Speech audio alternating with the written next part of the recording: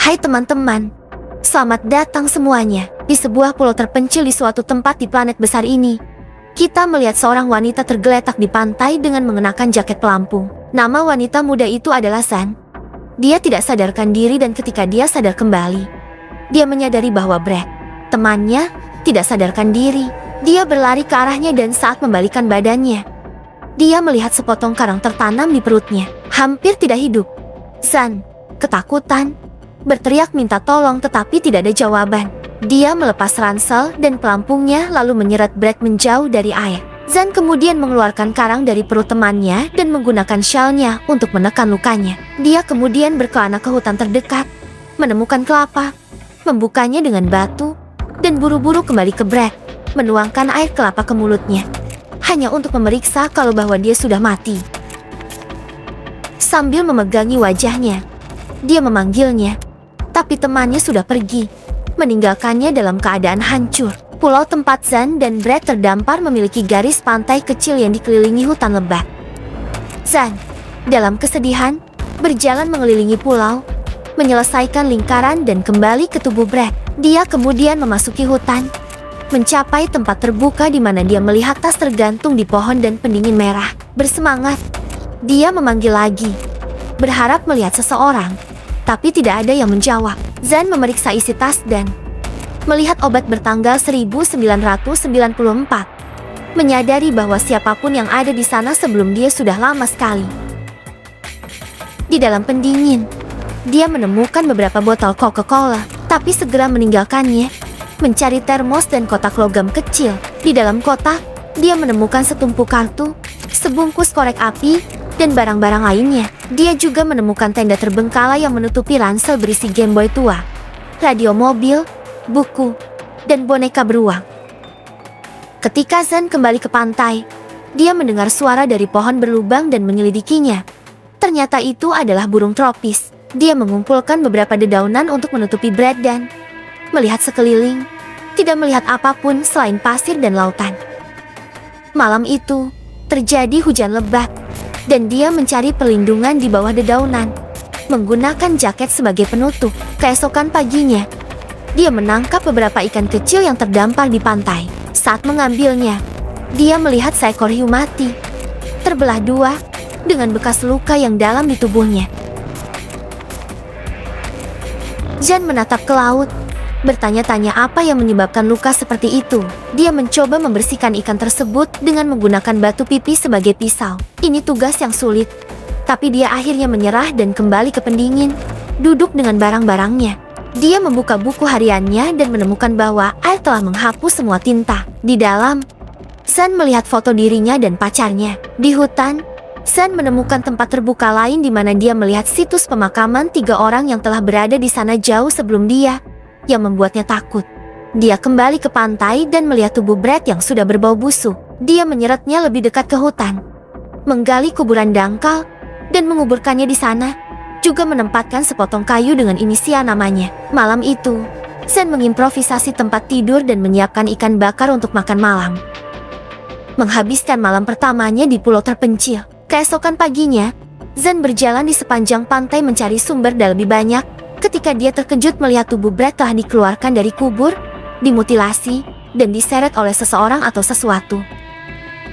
Dia mengambil sepotong kayu, mengasahnya dengan batu menjadi tombak untuk pertahanan, dan melihat sekeliling, berharap melihat sesuatu, tetapi tidak menemukan apapun. Malam kembali tiba, dan Zan sekarang sepenuhnya waspada terhadap gerakan atau kebisingan apapun. Takut apapun yang mengambil tubuh Brad akan datang menyerangnya. Namun tidak terjadi apa-apa, dan semuanya hening. Keesokan harinya, Zan melihat sesuatu di kejauhan dan memutuskan untuk berenang ke sana. Dan ternyata benda itu adalah ember dan koper. Dia menyelam untuk mencoba menemukan lebih banyak dan melihat lubang gelap di dasar laut. Zan membawa ember dan kotak itu ke pantai, di mana dia menemukan sepasang sepatu kets dan beberapa pakaian. Malam itu, yang merupakan malam ketiganya, dia berganti pakaian dan memakai sepatu kets agar tetap hangat. Duduk di dekat api unggun, dia membuka kotak logam itu lagi dan memeriksa isinya, menemukan kompartemen rahasia di dalam kotak yang menyembunyikan beberapa foto. Dia mencoba menggunakan api untuk memeriksa gambar ketika dia mendengar suara pesawat di atas. Dia berlari untuk mengambil suar dan menembakkannya, tapi tidak berhasil. Dia mencoba untuk kedua kalinya, dan berhasil. Dengan suar yang bersinar di kejauhan, dia menunggu untuk melihat apakah dia mendapat respons. Tetapi saat suar menghilang ke cakrawala, Zen melihat monster humanoid muncul dari air. Karena ketakutan, dia berlari kembali ke tempatnya duduk, mengambil senjata kayunya, dan berlari ke dalam hutan. Dia menemukan tempat untuk bersembunyi, mendengarkan gemerisik dedaunan dan langkah kaki yang mendekat. Dia tetap bersembunyi sampai dia akhirnya mendengar monster itu pergi. Keesokan harinya, Zen berlari kembali ke pantai. Dia melihat lagi keempat foto yang dia periksa malam sebelumnya, dan menemukan bahwa itu adalah foto sebuah keluarga. Foto terakhir memperlihatkan seorang wanita memegang tas di dekat pohon yang ditemukan Zan tadi. Dalam foto tersebut, Zan dapat melihat dua titik bersinar di kejauhan. Dia memikirkan apa yang harus dilakukan. Mengosongkan kopernya, memasukkan jaket pelampung dia dan Brad ke dalam, dan mencoba menggunakannya sebagai rakit. Dia membawa rakit darurat ini ke laut dan mencoba menaikinya. Namun meskipun telah beberapa kali mencoba, rakit koper tersebut tidak dapat menopang berat badannya. Jadi, dia melempar jaket pelampung dan kopernya kembali ke pantai. Malam itu, Zan menggunakan lubang pohon sebagai tempat tidurnya, menjaga senjatanya tetap dekat jika monster itu kembali. Suatu saat di malam hari, Zan sedang tidur di dalam bagasi ketika dia mendengar monster itu datang. Dia mencoba untuk tetap diam saat binatang itu mendekat dan menggulingkan bagasi dengan Zan di dalamnya. Tapi dia tidak mengeluarkan suara. Untungnya teror tersebut tidak berlangsung lama dan berakhir dengan lenyapnya benda tersebut. Keesokan paginya, Zan yang ketakutan keluar dari pohon dan berhasil menangkap hiu kecil menggunakan ikan kecil sebagai umpan. Dia kemudian menggunakan hiu tersebut sebagai umpan untuk monster tersebut. Malam itu, yang sudah kelima, sambil bersembunyi di tempat di mana hiu yang tergantung berada dalam jangkauan pandangannya, dia memperhatikan, berharap monster itu akan mengambil hiu itu dan pergi tanpa ingin mengejarnya. Zan menutup matanya sebentar pada suatu saat, dan ketika dia membukanya, hiu itu sudah menghilang. Keesokan paginya, Zan memeriksa tali yang usang dan, sambil mengasah senjatanya, melihat sesuatu di kejauhan. Itu adalah tubuh yang mengambang di air. Dia pergi ke tubuh itu dan menemukan itu adalah seorang pria yang terbelah dua dengan wajah yang dimutilasi. Zan kemudian menggantung tubuh itu dengan cara yang sama seperti yang dia lakukan pada hiu. Pada malam ke-6, Zan sedang duduk di tempat persembunyiannya, menyaksikan monster itu merobohkan tubuhnya dan membawanya ke laut. Dia mendengar suara mesin pesawat tetapi masih memikirkan apa yang harus dilakukan ketika dia melihat kaki monster di dekatnya. Tapi dia berhasil tetap diam sampai monster itu menjauh. Keesokan paginya, Zan menyiapkan terpal untuk membuat jaring tinggi di pepohonan, percaya bahwa dia akan bisa beristirahat tanpa terlihat oleh makhluk itu. Malam ketujuh itu, cuaca tampaknya berubah dan sering terjadi guntur. Dia mendengar monster di dekatnya dan mencarinya, di mana saat kilatan petir, dia melihat makhluk itu, yang sayangnya juga melihatnya di sana. Dia dengan cepat berbaring di jaring, dan ketika monster itu mendekat, dia hampir mengalami hiperventilasi. Monster itu menarik jaringnya, dan Zan terjatuh ke tanah namun berhasil melarikan diri dari monster itu. Dia mengambil senjatanya, berlari ke pantai, dan terus berlari dengan putus asa. Monster itu melompat keluar dari air hampir menangkap Zan, tapi dia lebih cepat. Dan makhluk itu kembali ke air, menyerang lagi. Kali ini, ia berdiri di depan Zan, yang menyerangnya dengan senjatanya. Monster itu membuangnya. Tapi sebelum dia bisa bangun, monster itu menendangnya ke dalam air. Zan mencari binatang itu, tetapi binatang itu telah menghilang. Kini, karena terluka dan ketakutan, dia kembali ke hutan dan berlindung di atas pohon untuk mencoba memulihkan diri. Pagi harinya, gadis itu turun ke pantai dan mencuci lukanya akibat pertarungan dengan monster tersebut. Kemudian Zan berganti pakaian dan terkejut melihat rakit tiup dengan tenda perlahan mendekati pulau di Cakrawala. Tidak mempercayai apa yang dilihatnya, dia berenang menuju rakit dan menemukan dua orang yang selamat dari kapal karam. Pacarnya Lucas Griffin dan temannya Miari. Ketika mereka sampai di pantai, Zan hampir tidak percaya akan keberuntungannya dan langsung melemparkan dirinya ke pelukan pacarnya. Lucas meyakinkannya, mengatakan bahwa sekarang semuanya akan baik-baik saja. Setelah beberapa saat, gadis itu menyiapkan sarapan untuk Lucas dan Mia dan menyenangkan mereka dengan soda berusia 20 tahun. Mereka mengagumi keindahan pulau itu, namun Zan memperingatkan tentang bahaya yang mengintai di bawah air. Lucas meminta gadis itu untuk tenang dan dengan penuh kasih sayang memanggilnya sayang. Dia bercerita kepada teman-temannya tentang monster laut dan lubang hitam di dasar laut. Kemana ia menyeret korbannya? Melihat orang-orang terdekatnya tidak mempercayainya, Zan bercerita tentang Zack yang tubuhnya dimutilasi dimakan monster itu. Mendengar nama temannya, Lucas dan Mia saling bertukar pandang karena malu. Zan dengan jelas menggambarkan semua kengerian yang dia alami hari-hari itu dan menunjukkan foto keluarga almarhum yang memperlihatkan mata monster yang bersinar. Terlepas dari semua argumennya, Lucas dan Mia tetap skeptis. Meski Mia yakin ada kuburan keluarga yang tinggal di pulau itu, dia bertanya-tanya siapa yang menguburkannya. Mereka menyarankan agar Zan tenang dan menunggu Brad atau siapapun tiba di pantai. Arus membawa semua orang ke pulau ini. Zan memberitahu Mia bahwa Brad, yang merupakan pacarnya, tidak selamat dari kecelakaan kapal, dan monster itu menyeret tubuhnya ke bawah air. Mia berjalan menjauh dari teman-temannya sambil menangis, mencoba memahami kehilangannya. Setelah beberapa waktu, teman-teman itu sendirian di pantai. Mia menatap kosong ke permukaan air yang tenang dan menceritakan kepada temannya betapa takutnya dia berada di tengah lautan luas. Dia menghitung setiap hari seolah-olah itu adalah hari terakhirnya. Berpikir dan menjadi gila dengan keheningan di atas rakit. Zan yakin lebih baik mengambil risiko di atas rakit di lautan daripada berakhir di sini, dimakan monster. Tapi temannya tidak setuju. Lucas juga mengalami momen sulit dalam beberapa hari terakhir dan tidak terburu-buru untuk kembali ke air. Namun, Zan berniat meninggalkan pulau itu sebelum malam tiba. Dia menyarankan berlayar ke barat, karena kesanalah arah terbang pesawat. Jadi mungkin ada orang yang tinggal di sana. Setelah itu, dia meminta pemuda itu untuk memberinya pisau saku untuk mendapatkan makanan sebanyak mungkin sebelum berangkat.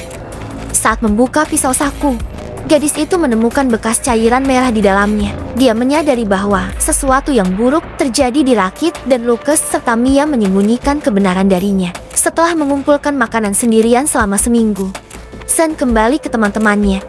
Yang anehnya ada kejanggalan dalam adegan tersebut. Mereka memberitahunya bahwa mereka terlalu lelah untuk berenang lagi. Mereka berpikir bahwa monster menakutkan apapun yang hidup di pulau itu tidak lebih berbahaya daripada mengambang di atas rakit di lautan terbuka. Sebaliknya, mereka menyarankan untuk menyalakan api di pantai dan menunggu pesawat muncul. Tapi Zan mempertahankan posisinya. Dia mencoba meyakinkan teman-temannya untuk naik ke sekoci dan melarikan diri sebelum malam tiba. Tapi Lucas meledak padanya dan menolak untuk pergi. Tanpa dukungan teman terdekatnya, gadis itu pergi berenang.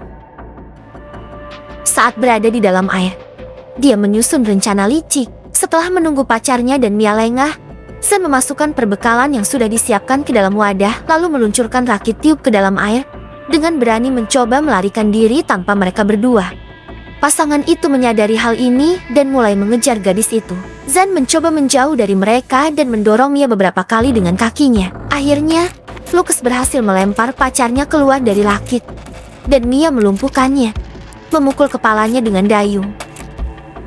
Zan sadar kembali saat hari sudah gelap. Dia diikat ke pohon untuk mencegahnya melakukan upaya melarikan diri lagi. Mia memberitahu bahwa pulau itu aman dan mereka belum menemukan monster apapun sejak hari mulai gelap. Mia meminta maaf karena telah memukul temannya dengan dayung.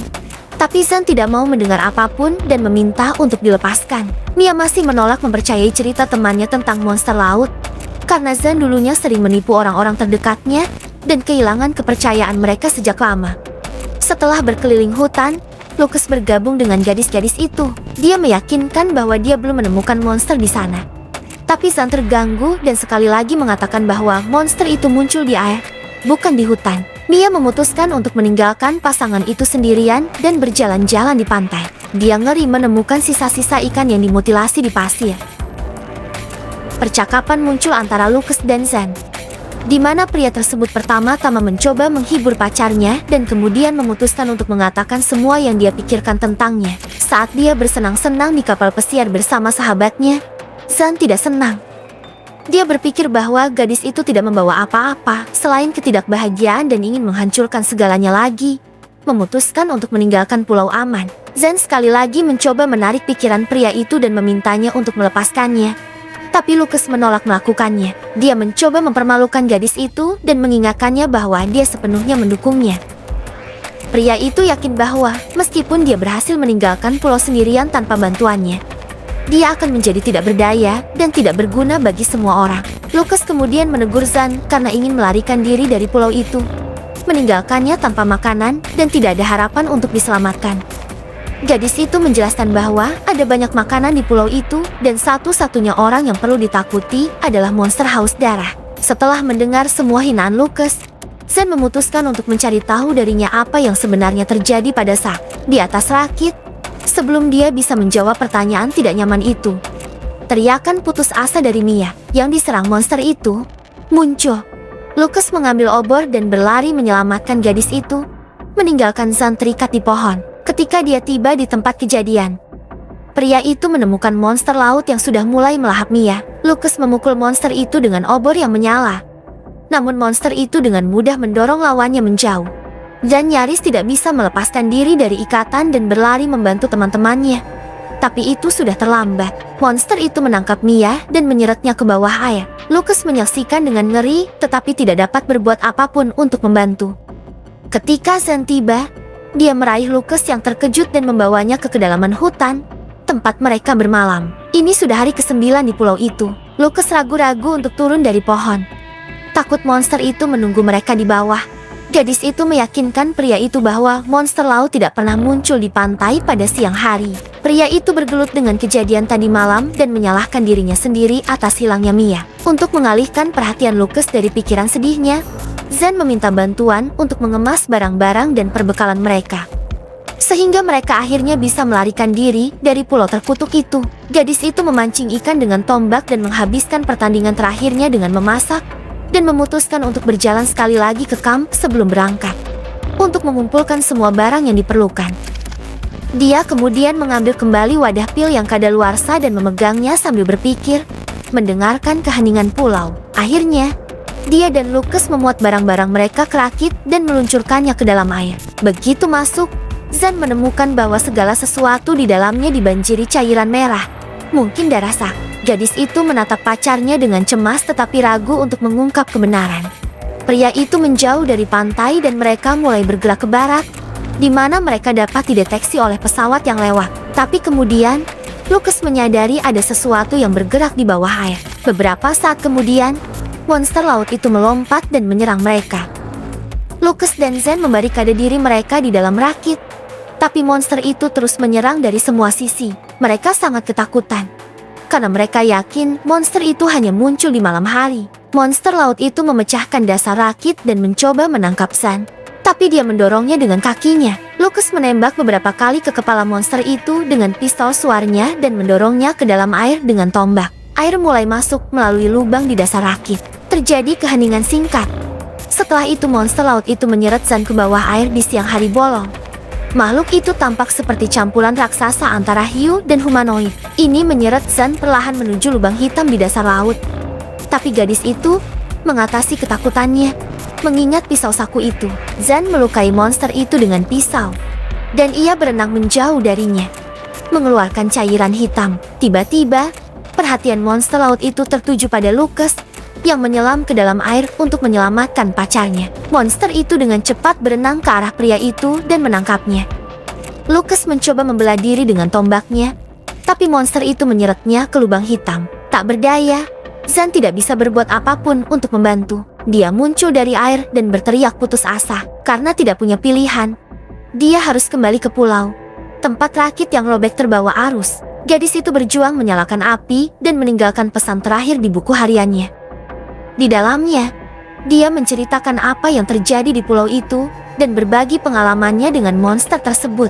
Dia berharap pesan ini akan membantu semua orang yang selamat dari kapal karam yang mungkin terdampar di darat setelah dia. Kalau dia tidak bisa menangani makhluk itu sendirian. Zen memutuskan untuk menghadapi monster laut dan mulai mempersiapkan pertempuran terakhir.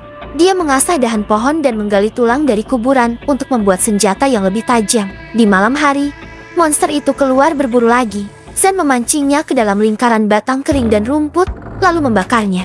Monster itu terlihat kebingungan. berusaha mencari jalan keluar dari jebakannya. Memanfaatkan momen ini, gadis itu keluar dari balik perlindungan dan menyerang terlebih dahulu dengan tombaknya. Dia mengambil tongkat yang lebih tajam dan mencoba menyerang monster itu lagi, tetapi monster itu melemparkannya. Zan tidak menyerah dan terus menyerang monster itu dengan putus asa, mencoba menusukkan tombak sebanyak mungkin ke lukanya yang baru saja terjadi. Setelah konfrontasi sengit, gadis itu mencoba merangkak ke senjatanya, tetapi monster itu menangkapnya dengan cakarnya yang besar, meremas kepala Zan, berniat untuk menghancurkan tengkoraknya. Meskipun dalam situasi putus asa, gadis itu berhasil mengeluarkan sepotong kecil kayu dan menusuk dada monster laut itu beberapa kali. Keduanya terluka parah, tapi monster itu terus mengejar Zan ke pantai. Gadis itu berhenti, siap menyerang monster itu lagi, tapi monster itu terjatuh, kelelahan karena luka-lukanya. Gadis itu menghancurkan makhluk itu, menusuknya dengan tombaknya, dan kemudian memenggal tubuh tak bernyawannya. Untungnya, malam yang mengerikan itu berubah menjadi fajar. Kami berakhir di sini melihat Zan tertatih-tatih menuju rakit, membawa kepala bukti mengerikan tentang apa yang terjadi padanya di pulau terkutuk itu, yang sekarang sedang terbakar, dan untungnya, ini akan menjadi keselamatannya. Menjadi sinyal bagi seseorang untuk melihat dari jauh, dan cerita selesai.